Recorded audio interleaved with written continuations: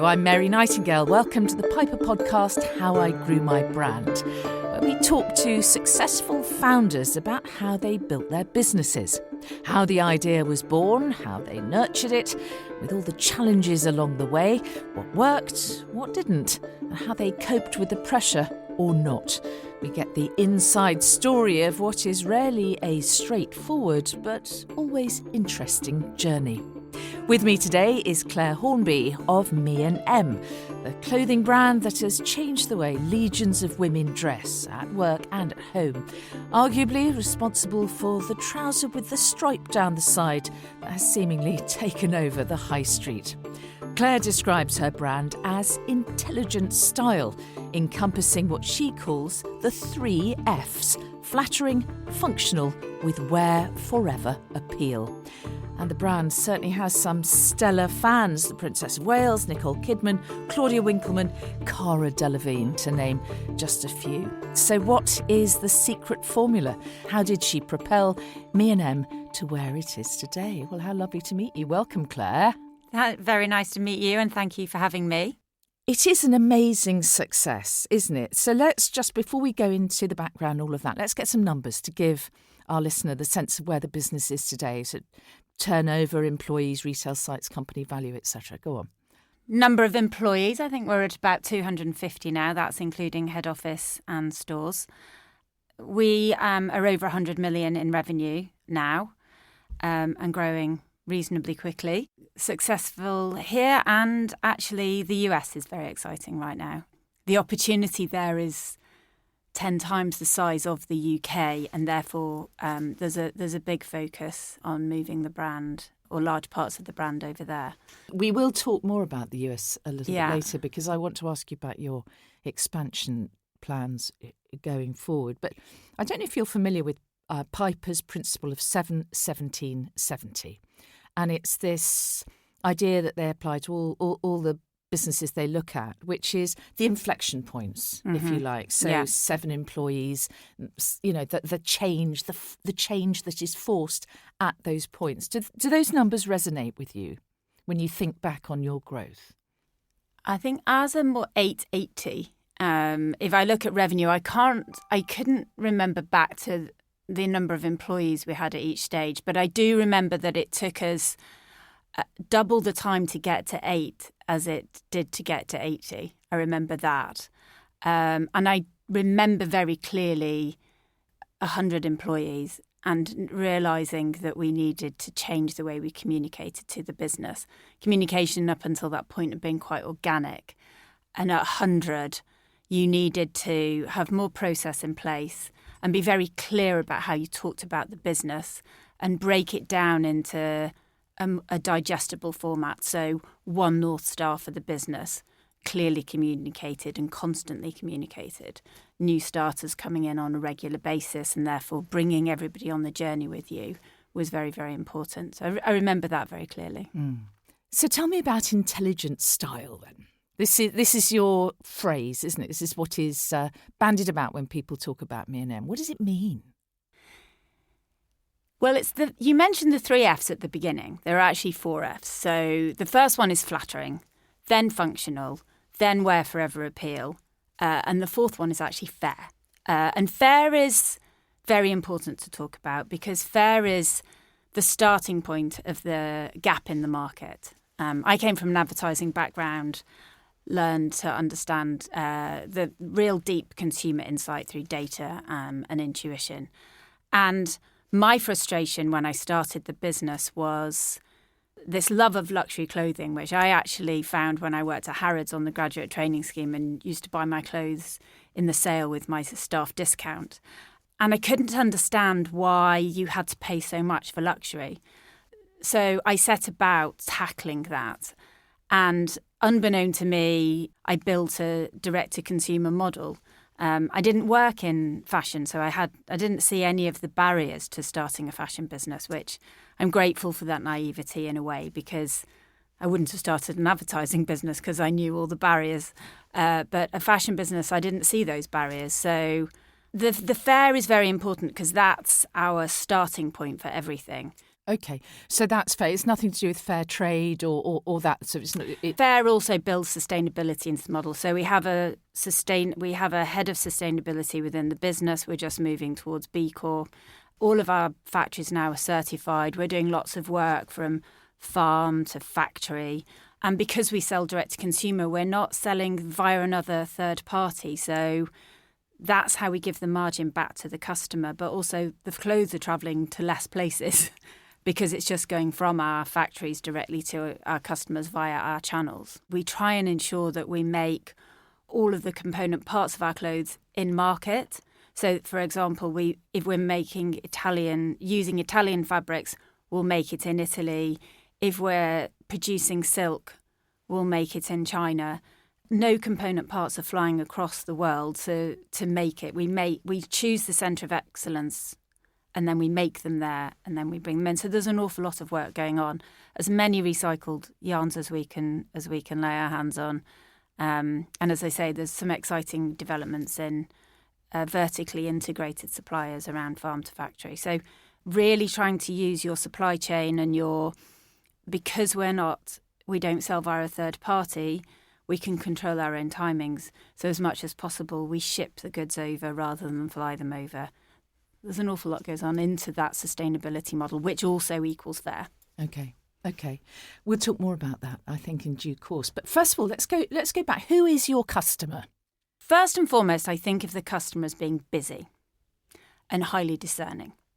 She is running something, whether it's a family or it's a business or a charity or a busy life or a team of people. She's just busy. One of the inspirations for starting this business was being so busy myself. I got married. I had 2 small children. They were very close together. I was also a stepmother of 3. My husband also was building his own business. We lived in 2 places because my stepchildren lived in Sussex and we lived in London, so I was constantly on the go.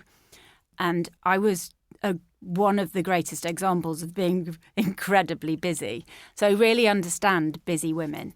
The way we put the collections together is all about thinking of them as being incredibly busy. So whether we're putting colours together, we tell you exactly how to do it, textures together, proportions. We think about you being on the go and having to think about everything but your clothes. Our job is to get you ready in the morning without you having to think too hard. And then when you're out and about, your brain's engaged, you're focused on what you have to do and what you have to say, not thinking about whether your clothes are creased or whether your necklines are gaping.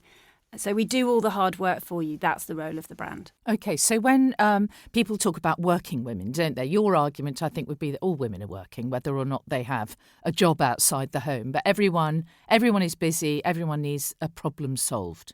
Exactly. What about the age of your customer? Because one of the articles I read about you said she has redefined midlife dressing. Is your customer middle-aged? I don't think of their age. Lots of people like to put your customers into an age bracket, but it's your approach to style and it's your approach to dressing. And as the brand has grown, we've taken on a much broader generation of customers. We talk about it as being a multi-generational brand. And a lot of that we actually can't pick up in the data. So we talk about the gatekeeper, actually. So quite often it's the woman at the heart of the brand buying down for her daughters and up for her mother, or her mother's found it and sent it down the generations. And my favourite stories come from the stores when we have granny, mum and daughter. And I love that. And daughters nicking their mother's things, borrowing them. And you understand this, of course, with 2 teenage girls yourself. Yes. And my daughters have brought a new perspective. I'm privileged enough to have sent my children to very nice schools. And I noticed that their friends were all wearing our trousers. And that was the first time I thought, this is the reality of what I wanted. I didn't want to pigeonhole it into an age group. I don't think that's the way we think as women anymore. We've just had Madonna on stage. So why not? Yeah, absolutely. Why not? How did you spot that gap? Because when I've read stuff that interviews with you and so on, you talk about the gap. What is the gap exactly? That's advertising training. when you're looking at brands, say you're doing car marketing, you're constantly looking for the gap in the market, the role that car plays in the market that the competitors don't. So if you think about, I don't know, Volvo-owned safety and Volkswagen-owned reliability. So I talk to the teams about where's the gap. And the gap is luxury for less and meeting a busy lifestyle head on. So we do 14 collections a year and we meet the needs of the customer as they're hitting them. It's a very customer-centric business. Where's the gap in the market, i.e. constantly being vigilant and looking at the competition and constantly moving with the customer. So the data tells you where the customer went last year, but in women's wear, what you've got to spot is where she's going next. And you're always thinking year ahead for her. So building trust with that customer is also important so that she trusts where you're taking her next. And when you talk about the gap being what she's doing at any particular time, are you talking seasons or are you talking something much more complex than that? Because 14 collections a year, I mean, it's a lot. Does anyone else do that? Not many people do 14, but we create very tight edits for. So it's not like we throw the kitchen sink at you. It's incredibly curated. And that is a gap because fast fashion throw clothes at you all the time. I think their model is sort of every week, almost every 2 weeks. Well, so for example, someone like Zara. Yes. But what we do is we think about exactly what you need to do at that point. So February, we go, it's a workwear reset.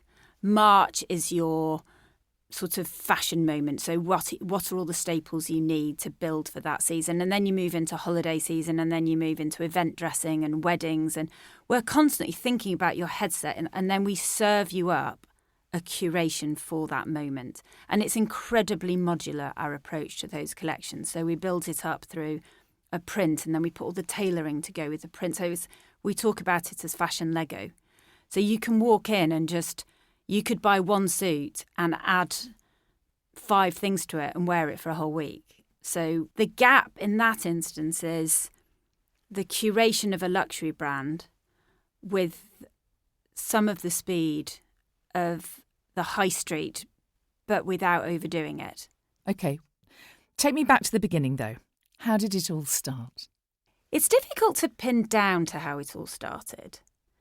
But if I really think about it, it's an amalgamation of 3 life stages. As a child, as a teenager with my mum, we bought patterns, we bought fabrics, and I stood for hours in front of the mirror with my mum. And that's where I got my eye for detail. So would spend so long and I'd be going, no, that pocket here, no, I don't like this waistband. And I definitely got my eye for proportion and detail and love of fabrics and patterns. And fashion is creative. It's a wonderful industry. I talk about it as a businesswoman, but actually, let's not forget it's an emotional, creative industry. So even though I'm not a designer, I can see things that other people can't see. And I think that just comes from standing in front of the mirror with my mum as a child. And then I was on the graduate training scheme at Harrods, and that's where I found my love of luxury. But why is it so expensive? Why is it so much money? I think there's just a little bit there around being able to buy into luxury, as I said earlier, with my staff discount in the sale. And that just planted somewhere. And then I moved into advertising, which was 12 years of my life before I started ME+EM. And that's the training ground for the gap in the market, customer insights, data, building a brand. So you were on the account side rather than the creative side in advertising? I was on the account side. So that's a very good question. So you're running it. You're trying to find the gap, I guess, between what the creative team wants, which is awards and amazing, outstanding creative advertising. And by the way, those are always the ones that work, and the commercial needs of the client. And you're orchestrating and managing a whole team of people and processes, and you're seeing a TV script on a piece of paper, and eventually it becomes this, big bang advert. So the process is very transferable. There are lots of different elements that you're talking about, and I can understand how it came to be. But can you put yourself back there and remember what the original ambition was? What did you visualise?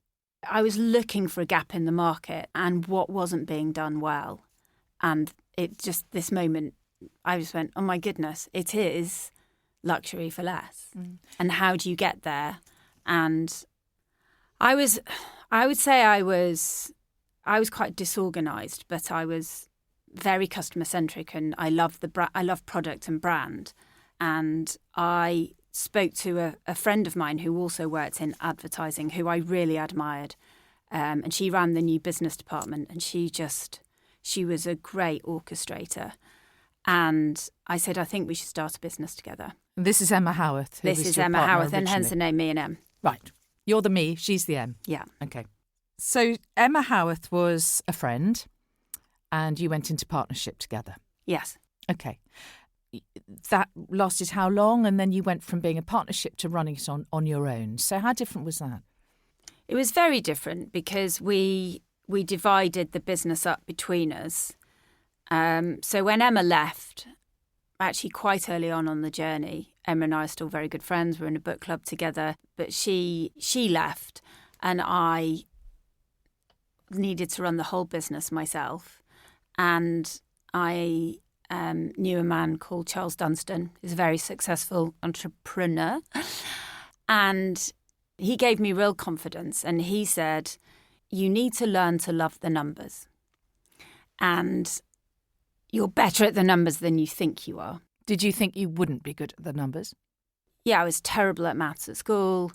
Maths was my blind spot. And he said, you don't need to be good at maths. You just need to visualise the numbers and where they're taking you. And he was very visual in his description. And he said, you need the 7 key metrics of the business and you need them pulled up and out. And you need to look at those as if they're the control system for your business. Explain the 7 key metrics. All of them. Go on. So there's margin, critical. You've got your intake and your exit margin, so what you buy it for and then what you ultimately sell it for. And you have some rules around that and you have to hit that margin, and I'm fastidious around that. There's what's called your CAC to LTV, which is how much does it cost you to acquire a customer and what is their ultimate lifetime value over 3 years. And we monitor that like a hawk. There's your returns rate. There is your EBITDA margin, which is your profit. 5. That's 5. I do know them all, I promise you. Let's go on and I'll come back to the other 2. They'll come as I'm going. Sorry, I didn't mean to throw that. Okay, so Charles Dunstan said to you, love the numbers. Yes. So do you love the numbers? I love the numbers. What do you prefer, the numbers or the product? I love them both equally. Okay. Because average order value is another one. Average order value. So then you can build strategies around the numbers. So if a number drops, I know where to go next with the business. So it is, as he described, they're the control panel of your business. I describe them as a puppet show. So ideally they're all up on green, but if one drops to amber or red, you know you've got a problem somewhere, so you go and address it. And it's more complicated now because you've got a global business. But ultimately, the role of the team, my CTO, my growth director, my trading director, is all about making sure they present those numbers in the simplest way possible for me to be able to direct the product teams and the marketing teams. So take average order value as a simple metric. If we think about head-to-toe dressing for women and the component parts of that outfit, I've helped my customer because I've put together an outfit that she can just buy off the page. And increasingly we have women coming in with our brochures into stores going, I want the whole outfit on page 35, please. So we've helped them. We've been useful. That's all about the edit and the curation and making busy women's lives easier. But also, I've got her to buy the component parts from us on that outfit, not having to go somewhere else. And that means that I've looked after that customer, but I've also looked after the business. Outfit building is very important for the business. So then I can direct the marketing team and say, but have you made sure that you've prompted her to buy this with this? So it's upselling, is it, basically? Is that one way of describing it? I tell you, I was in one of your shops yesterday, just having a little bit of a mosey round.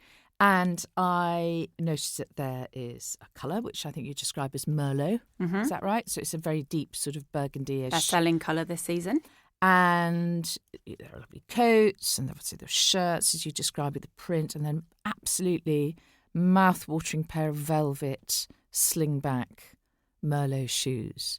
I don't think anyone would go out shopping thinking, I am in search of some velvet Merlot coloured shoes. So they're there to make the customer spend that extra X. So you pick up on a new product area for us. So the gap in helping women dress quickly and easily and outfit build was shoes. And we listen to customer research. We listen to it all the time through our channels. That's why shops are so important, because you're meeting the customer and you're hearing. And we didn't used to make shoes, and I never thought we'd make shoes because just the storage on shoes is complicated. You know, operationally, you need a bigger warehouse, you need bigger stores.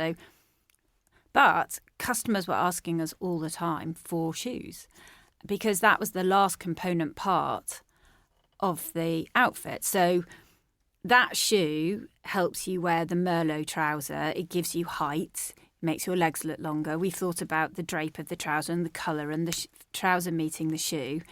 But we've put the colours together and the textures together that really help you. Now, if you bought that trouser, you'd have to go and buy the shoe from somewhere else to make it work. We've just made it easier for you.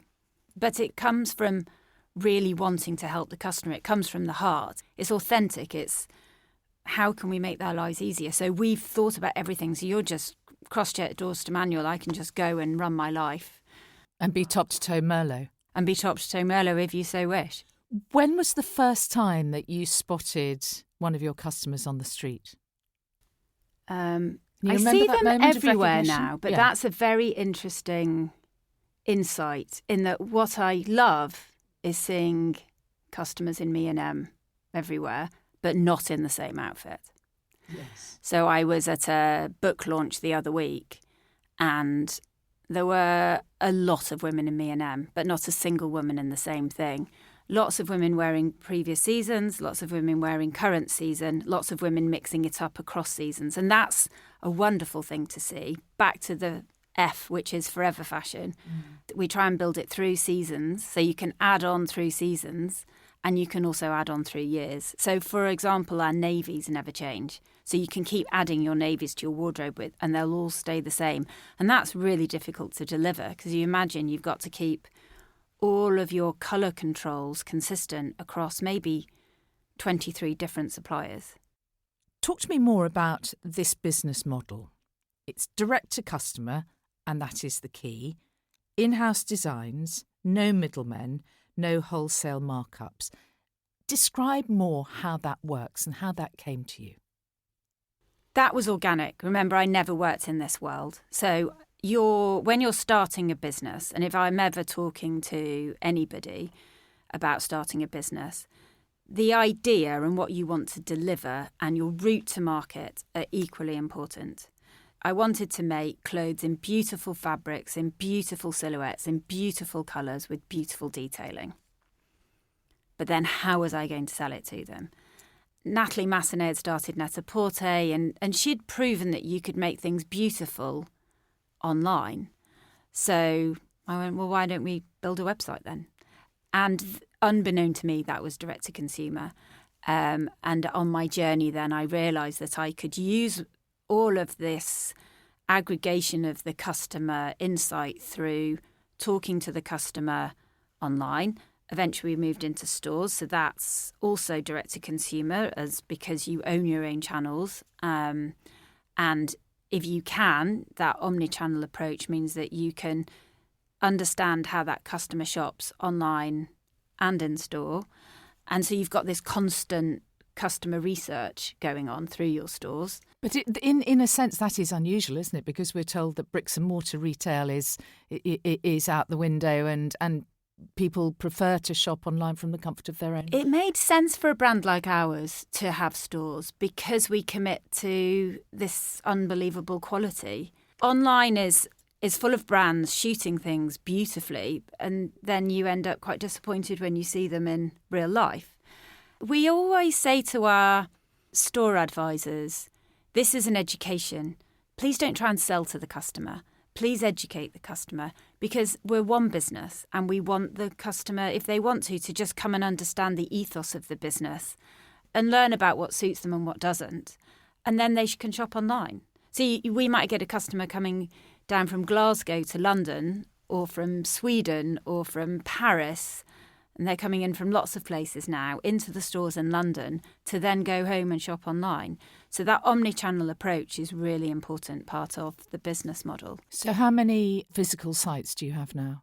So we have concessions. So it's important that they're concessions. We don't do wholesale, but we have concessions in Harrods and Selfridges, one in Manchester, one in London, and then Harrods.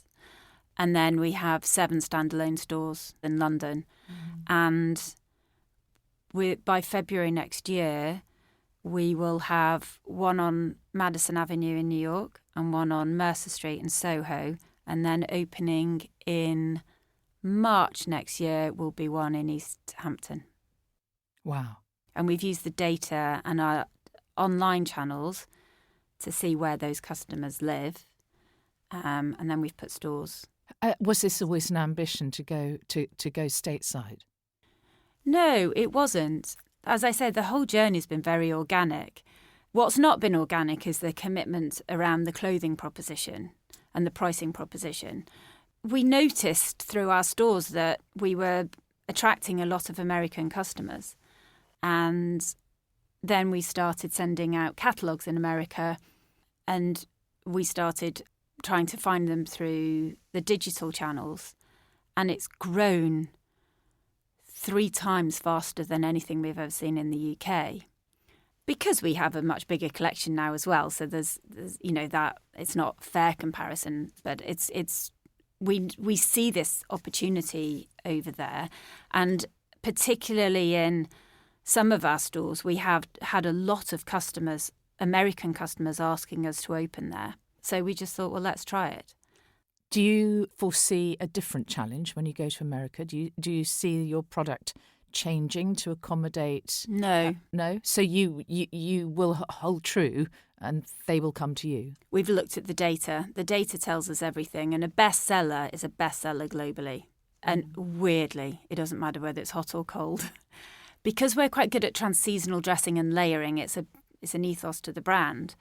Even if you're in a hot country, you're going into air conditioning. So the layering concepts that we have really serve those different markets.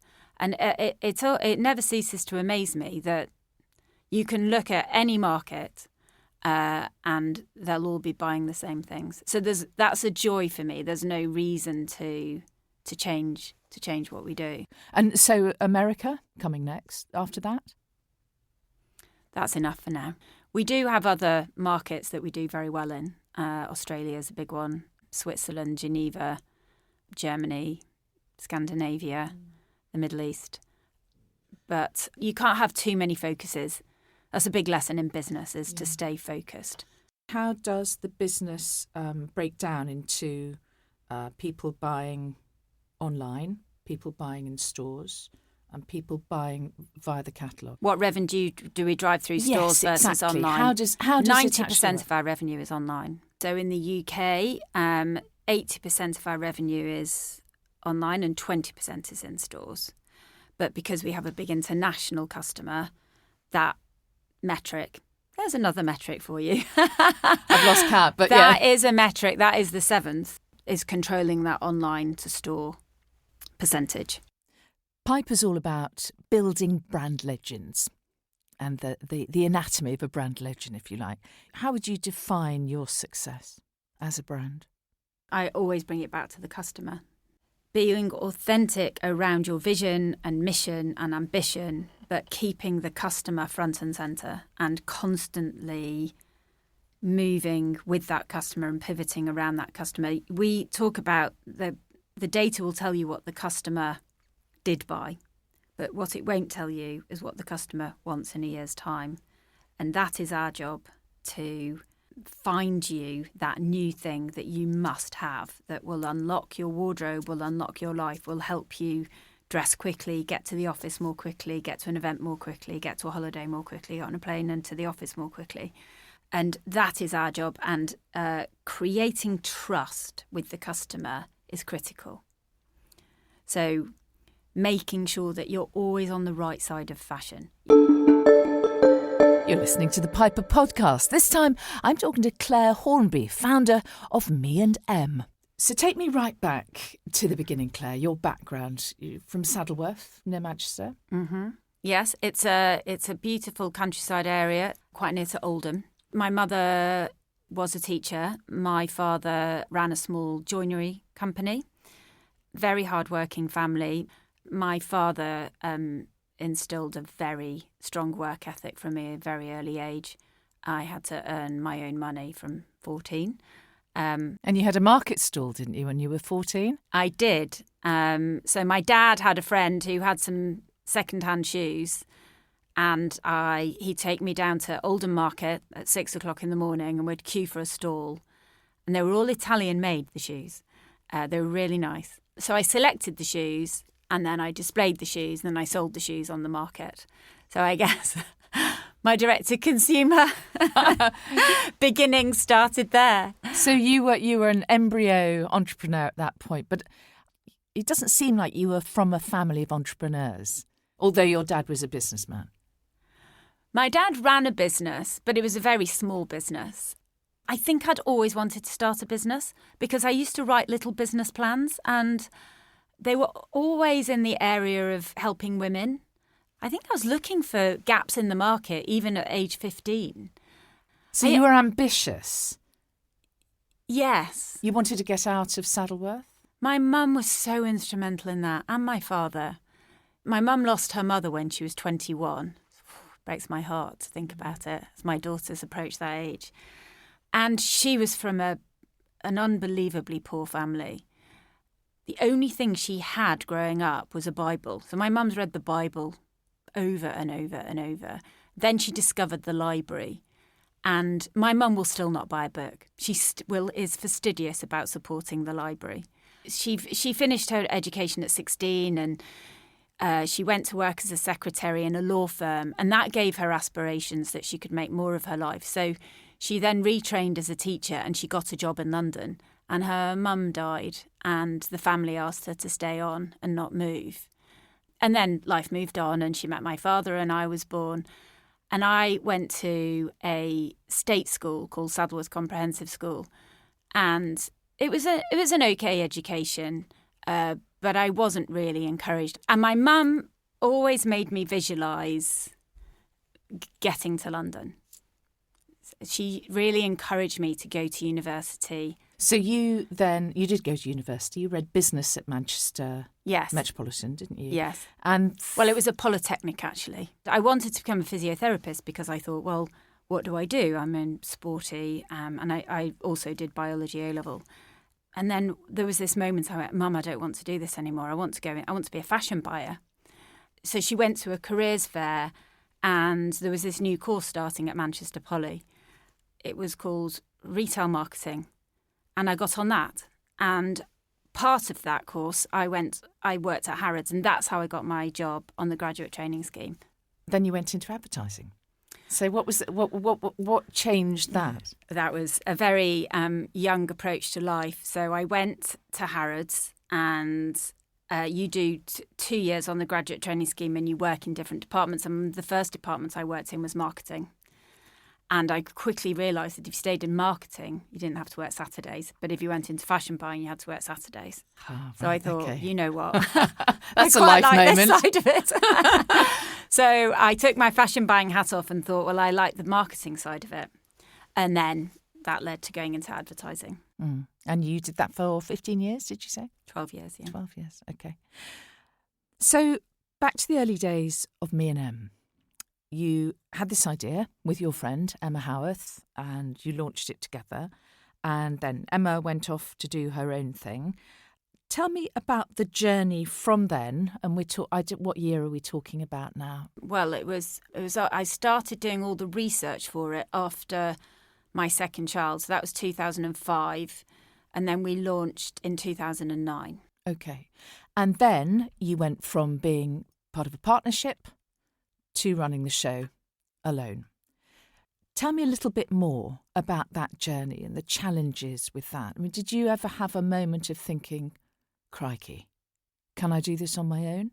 Oh, constantly. The vulnerability that you feel because once you've started employing people, so you've automatically got a sense of responsibility. The guilt about not being with the children the whole time. The early days are so hard because this is a complicated business and you've got to build up a supply chain. So you've got a North Star, you know where you want to go. But actually, the nuts and bolts of it in the early years are about getting the supply chain right. Your supply chain is everything. There's no point talking about a great product until you've got a great product. So that was a long journey. You know, most of the investment you need in the early years are just about working capital. You're not actually growing the business. And it was really hard. And I was really busy. You know, I had 3 stepchildren, 2 of my own, living in 2 places. It was grueling. And I really don't think I'd have stuck at it had it not been for my husband, who was an unbelievable rock.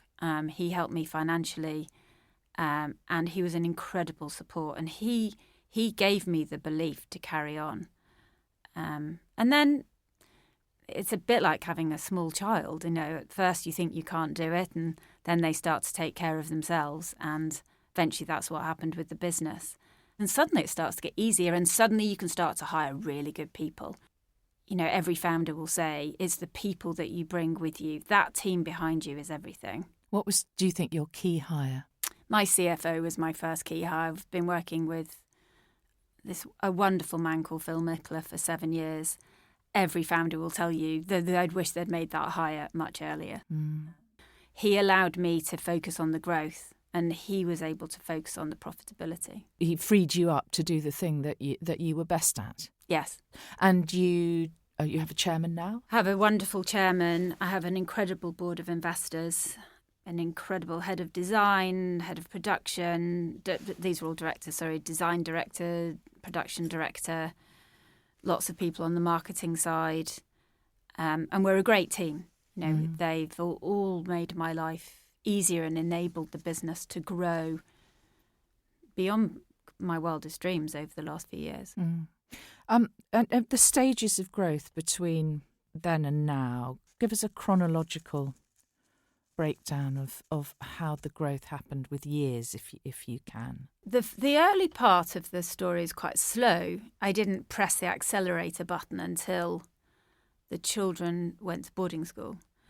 Where you really see the inflection point is when I go into the business more full time. So the first 8 million was 10 years, and to get to 80, I think, was 5. Okay. And then we're quite a bit beyond that now. Yeah. Okay. And investment, the role of that, and when did you first kind of get investors involved? And you're very open about the help your husband gave you, which must have been fantastically beneficial. Yeah, so we funded it ourselves for the first few years. It just needed a lot of working capital. It needed working capital. And then Charles Dunstan joined the investors, I can't remember what year, but quite early on. And then we started to prove out this CAC to LTV. So a couple of angel investors saw this, that we were generating incredible loyalty. One of the strongest metrics in the business to date is the loyalty metric. So they looked at that and thought there was huge opportunity for the business. So suddenly we built up this great advisory board. A couple of years after that, we did Crowdcube because we saw this opportunity about building the community amongst our current customers. That was a great thing to do. And then a couple of years ago, I brought in a very big investor. Mm. And was that key to where you are now? Well, I de-risked a bit. I needed some stamp of approval for the many years of hard work that had gone into building the business. So a lot of that was about de-risking and simplifying the investment structure. Mm. So they bought a minority stake. What sort of figures are we talking about here? Are you able to say? Would you prefer not to?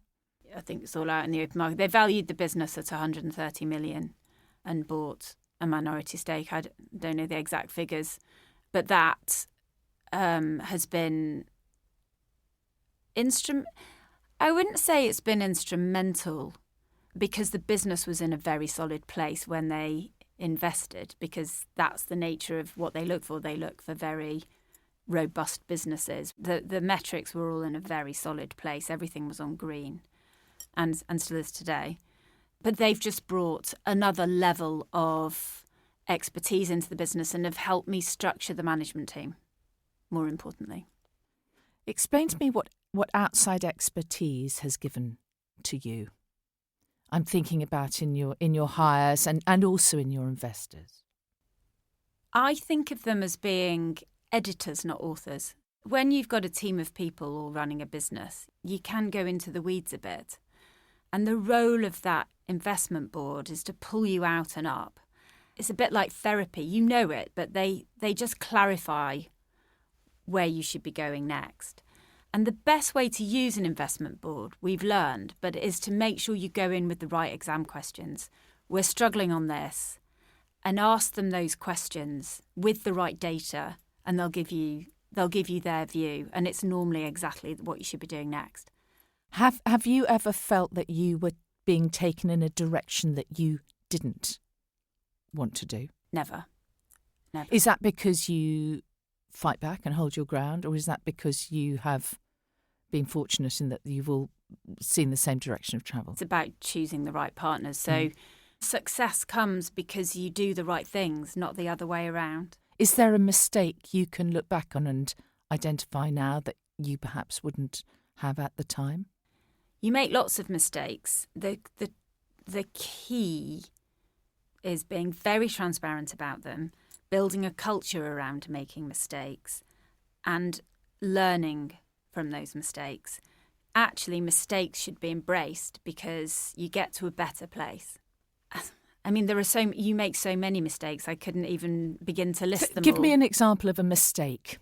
I mean, like a simple mistake is getting a collection wrong. Like the wrong colour or something. Backing the wrong colour or missing the customer moment. So we used to get June and July wrong, for example, year in, year out. Why? Because the traditional model was, that becomes autumn-winter, but the customer is not autumn-winter in June, July or August. So we started by making June spring-summer, and then we tested July, and then we tested August. And by the way, after this heat wave, we'll be testing September. So if you get it horribly wrong, which we have or did, then you learn and you adjust and you pivot. And it's all about keeping the customer front and centre and staying true to what you understand about that customer, not being driven by what the industry does. How would you describe the culture of ME+EM? Collaborative, vigilant, creative, supportive and kind. Easy when it's a small start-up. Yes. Or even a small business that's doing quite well. Yes. But when you're over 200 employees, yes. How do you maintain that?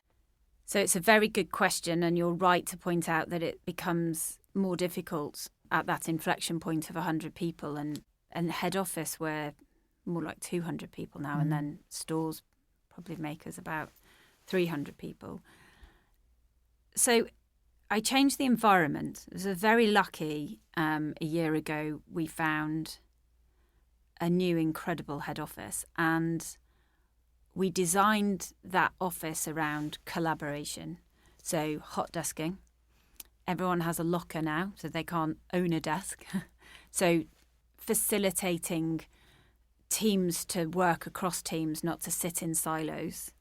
Lots of breakout spaces for meetings. I'm a big believer in talking through an idea, not trying to find an idea on email. The best ideas are born from conversations. Building project team structures, so bringing people together from different departments, breaking down the silos so everything is cross-functional. We've created a heads-of level this year. So the board, the directors run the strategy and the heads of operationalise that strategy, putting in a lot of training for those people, teaching them how to work in project teams, how to build project teams, how to manage outputs, when to seek advice. And we've put the creative right at the heart of the business. So we've built a studio. So we do all our photo shoots now in-house. We've put a lot of emphasis on having the product front and centre. So huge design studios that we have meetings in there. So people are constantly seeing the product and the mood boards coming through. So really engendering that sense of creativity. How many designers do you have now? Must have 10 to 12 teams all working on different... So, like, this is probably a very naive question, but head of trousers or head of knitwear or... Yes.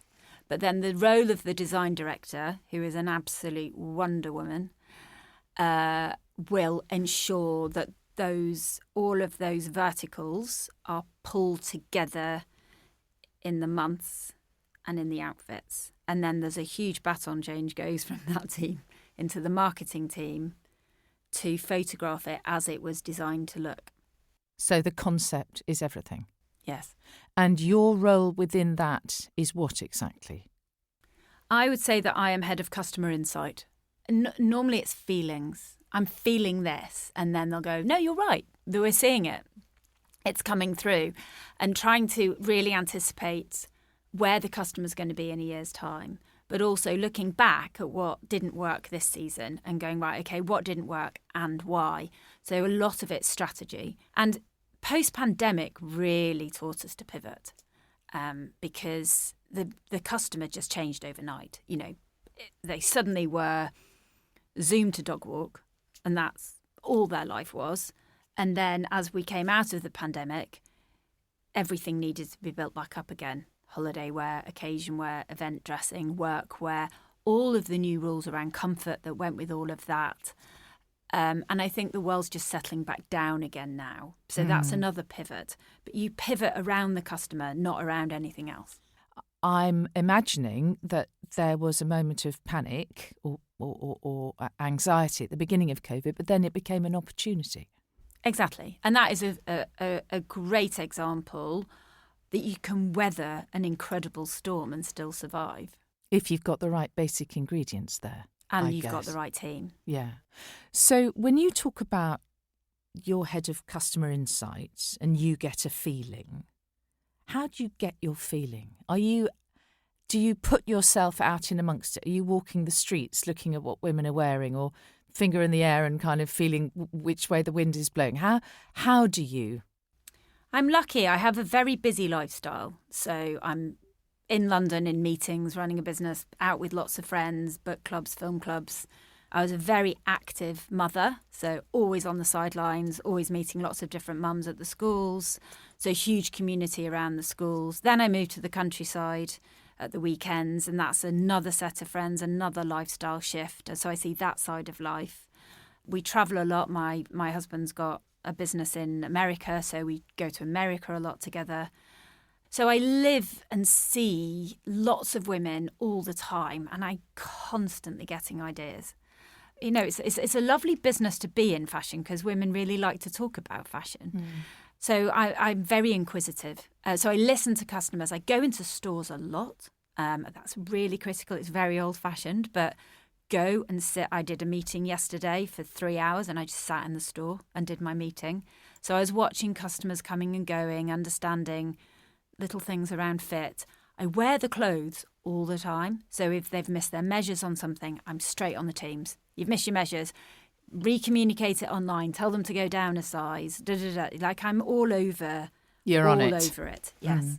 What about you? How do you handle pressure? I have learned to handle it. It used to properly take me down, but over the years, the more pressure you have, the more obstacles you move, the greater you are able to handle pressure better and better. It's like anything you learn. I try and hide how I'm feeling quite well, but like any woman, we're pedaling furiously beneath, aren't we? And what do you think when you look at what you've created? Do you feel successful? I do now. I do. It took a long time, and it makes you feel very fragile. You're quite vulnerable when you've put your neck on the line. And every time it could fail, you feel more and more vulnerable. And it's been a long, hard slog. How do you define success? Is it financial? Is it? It's an incredibly good question, and everybody's measure for that will be completely different. Because you could stop any time you like. I don't know what keeps you going. You get on a drug, I think. It's and I love it still. I think if I didn't love it, then I'd stop. But it just gets more and more fun, and you learn more and more. And I want to see if we can, build the omnichannel business in America. And that's, again, I've put my neck on the line a bit. Do you enjoy the risk in a way? I think I do. I think that's what you have to be, a risk taker.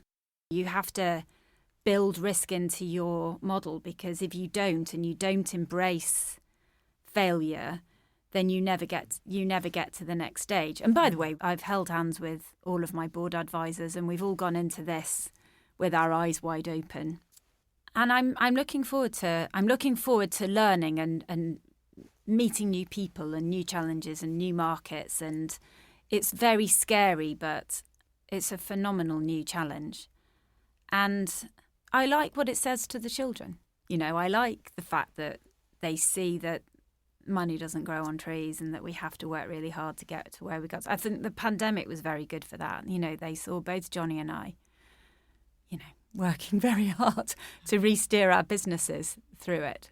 So you're still CEO, you have been for years. Mm-hmm. There's no question of you stepping back, handing over the reins? Not yet, no. I mean, I have a phenomenal team. Do not think I do this all by myself. That my team is amazing, and they help me get there. If you could speak to 14-year-old Clare on her stall in Oldham Market, what would you say? I think visualisation is critical. If you want to do something, just keep visualising it and you'll get there. I once had life coaching, and it was an unbelievable technique for unlocking life. Life coaching is all about visualisation and believing that you can change something, and then finding techniques to actually get to where you want to go. Have you got to where you want to go? No, because there's always something else to do and so much to create and so many exciting times ahead that you're never satisfied. I think that's an entrepreneur, that's a founder. I don't think you're ever satisfied, because built into you is some kind of tenacity. I think all founders have a bit of a chip on their shoulders. You think? I was very bullied at school, and I think that gave me a big old chip. To prove them wrong. Yeah. Clare Hornby, it's so nice to meet you. Thank you for talking to us. Thank you.